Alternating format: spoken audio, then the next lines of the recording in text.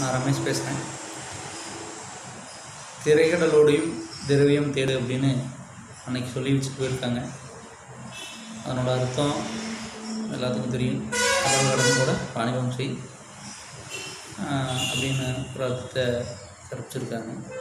அதே மாதிரி தான் நம்மளை சுற்றி இருக்கிற மனிதர்கள் பற்றியும் நம்ம தெரிஞ்சுக்கணும். எல்லோருமே ஒரு கடல் அளவுக்கு உள்ள மனிதர்கள் தான். நாம் அவங்ககிட்டருந்து முத்து எடுக்கிறோமா, பயிரும் எடுக்கிறோமா, அல்லது தேவையில்லாத ஏதோ எடுக்கிறோமா அப்படிங்கிறது தான் விஷயம். திரைக்கடலோடையும் திரவியம் தேடு. அது மாதிரி நம்ம ஒவ்வொருத்தருக்கு நல்ல விஷயம் மட்டும் எடுத்துக்கணும்.